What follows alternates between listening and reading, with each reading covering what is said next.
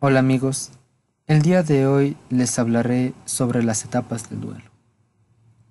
Pero, ¿de dónde se origina la palabra duelo? El origen etimológico del término duelo proviene del vocablo latín delum, que está formado por duo, que significa dos, y bellum, que significa guerra o combate, por lo que su significado es guerra o combate entre dos. Y con el pasar del tiempo quedó como enfrentamiento entre dos, que sería su significado literal. Pero también nos encontramos con que se le llama duelo al momento de dolor que se siente tras una pérdida, ya sea esta por un fallecimiento, una ruptura sentimental o cualquier otro caso.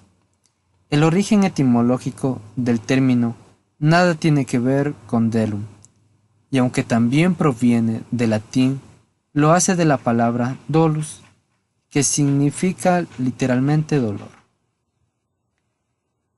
¿Qué es el duelo? El duelo es un proceso, mas no un estado. Es el proceso de adaptación emocional que sigue a cualquier pérdida, ya sea esta pérdida de un empleo, pérdida de un ser querido o pérdida de una relación, entre otros. Aunque convencionalmente se ha enfocado la respuesta emocional de la pérdida, el duelo también tiene una dimensión física, cognitiva, filosófica y de conducta que es de vital en el comportamiento humano, que ha sido muy estudiado a lo largo de la historia. En la actualidad, se ha encontrado en discusión el tema de si otras especies también tienen sentimientos de duelo, como los seres humanos, y en algunas de ellas se ha observado comportamientos peculiares ante la muerte de sus congéneres. Pues las etapas del duelo. Pues de forma resumida, las etapas del duelo son 5. Pues la primera etapa es la negación. El hecho de negar la realidad de que alguien ya no está con nosotros porque ha muerto, permite amortiguar el golpe y aplazar parte del dolor que nos produce esa noticia. Aunque parezca una oposición poco realista, tiene su utilidad para nuestro organismo, ya que ayuda a que el cambio de estado de ánimo no sea tan brusco que nos dañe. La negación puede ser explícita o no explícita, es decir, que aunque nos expresemos verbalmente, aceptando la información de que el ser querido ha muerto, a la práctica nos comportamos como si eso fuese una ficción transitoria, es decir, un papel que nos toca interpretar sin que nos los creamos todo.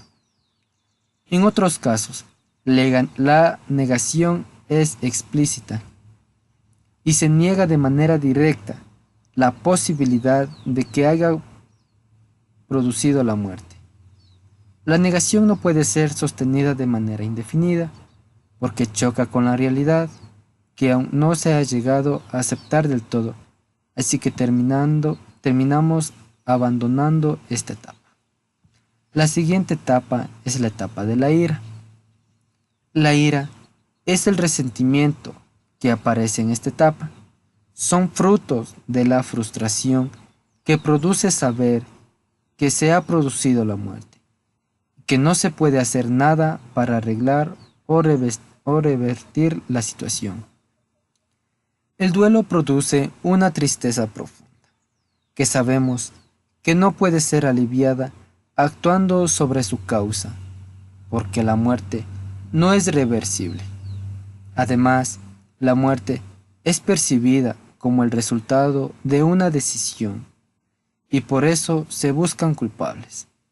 Así, en esta fase de la crisis, lo que denomina es la disrupción, el choque de dos ideas, la que da la vida es lo deseable y lo que da la muerte es inevitable, con una carga emocional muy fuerte, por lo que es fácil que den estallidos de ira.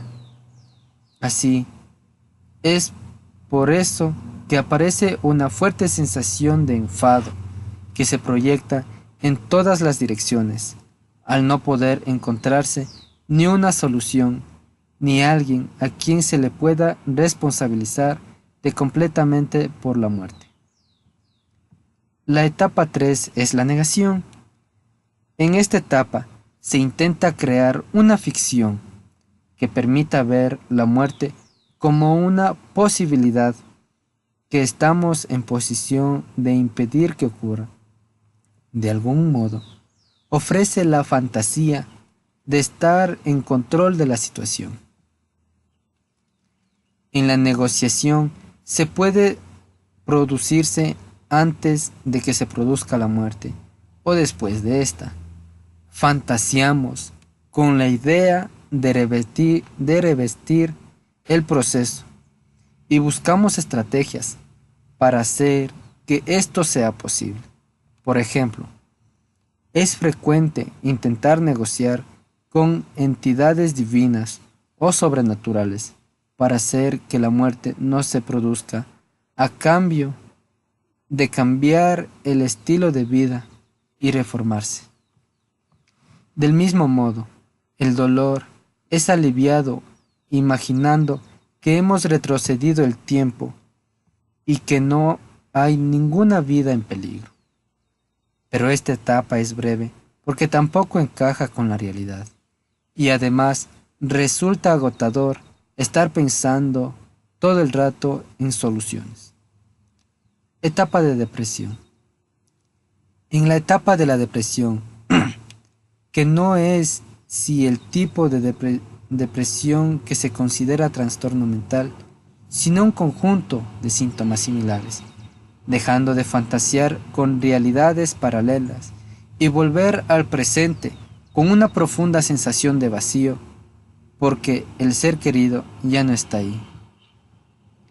Y la etapa de aceptación es el momento en el que se acepta la muerte del ser querido, cuando se aprende a seguir viviendo en el mundo en el que ya no está. Y se acepta de ese sentimiento de superación está bien. En parte, esta fase se da por la huella que el dolor emocional del duelo se va extinguiendo con el tiempo, pero también es necesario reorganizar activamente las propias ideas que conforman nuestro esquema mental. La elaboración del duelo. Por elaboración del duelo se entiende el transcurso del proceso desde que la pérdida se produce hasta que se supera. Esta elaboración puede comenzar antes de la pérdida. En el caso de esta, se puede prever con cierta antelación, pues algunos determinantes que influyen en la elaboración del duelo en caso de muerte son los siguientes: el tipo de relación afectiva con el fallecido, duración de la enfermedad mortal y la agonía en caso de existir, grado de parentesco, carácter de la muerte, aspecto del cadáver, grado de dependencia, género del superviviente y entre otros. A esto habría que añadirle el factor cultural y social que puede hacer que la elaboración del duelo difiera mucho, si bien no deja de ser fundamental el tipo de vínculo y el apego que el deudo tenía con el ser fallecido. Manifestaciones externas del duelo. Las manifestaciones externas del duelo es el luto, que es su expresión más o menos formalizada y cultural. El duelo psicológico tiene un luto, su correlato más social. El duelo también se puede exteriorizar con llanto, rabia, ataques violentos y un buen número de reacciones. Todas ellas se consideran normales. En esos momentos hay que tener en cuenta que los especialistas reconocen para que una buena elaboración y superación del duelo no es aconsejable querer huir de las sensaciones del dolor, pues no se pueden enfrentar si no se sienten. Lo contrario es la negación de la pérdida, lo que llevaría a comportamientos desadaptativos. Las etapas del duelo individual. Se describen tres fases. La primera fase es la fase inicial o de evitación. Es la reacción normal y terapéutica. Surge como defensa y perdura hasta que el yo consiga asimilar gradualmente el golpe. El yo e incredulidad, incluso negación, que dura horas, semanas o meses. Sentimiento arrollado de tristeza, el cual se expresa con llanto frecuente. Inicia el proceso de duelo, el poder ver el cuerpo, y lo que oficializa la realidad de la muerte es el entierro o funeral, que cumple varias funciones, entre ellas la de separar al muerto de los vivos. La segunda fase es la fase aguda del duelo. Es el dolor por la separación, desinterés por el mundo, preocupación por la imagen del muerto, incluso pseudo alucinaciones. La rabia emerge y suscita. Angustia, trabajo penoso de deshacer los lazos que continúan el vínculo con el ser amado y reconocer la ambivalencia de toda relación. Pues la tercera fase es la resolución del duelo. Esta es la fase final, gradual reconexión con vida diaria, estabilización de antibajos de etapa anterior. Los recursos del ser desapercibido traen sentimientos cariñosos mezclados con tristeza, en lugar de dolor agudo o la nostalgia.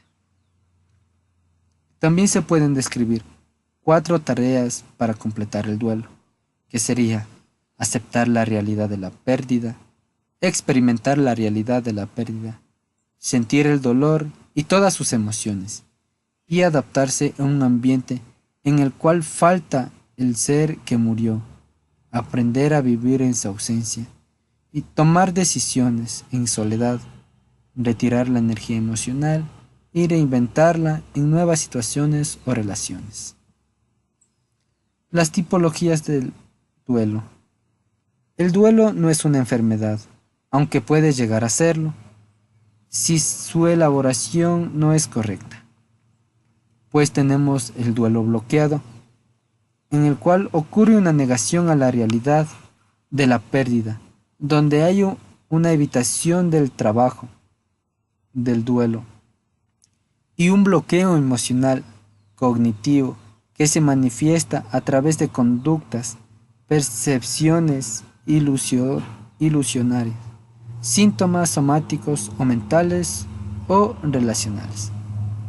El duelo complicado son síntomas o conductas de riesgo sostenidas en el tiempo y de intensidad riesgosa para la salud dentro de un contexto de pérdida. El duelo patológico es la persistencia o intensidad de los síntomas. Ha llevado a alguno o varios de los miembros de la familia a detener la vida laboral, social, académica u orgánica. ¿Cuándo el duelo se vuelve un problema? El duelo es complicado cuando la persona se queda totalmente paralizada, pues la persona colapsa cuando la persona que murió puede que dependiera de su pareja para todo y con su muerte la persona sienta que ya no lo puede más. O puede ser porque ya tenía una depresión o una ansiedad y la muerte del ser querido la empeoró. Este tipo de situaciones, según la psicología, puede resultar en casos más complejos. Pues gracias por acompañarme en este video y no olviden de darle like. Gracias.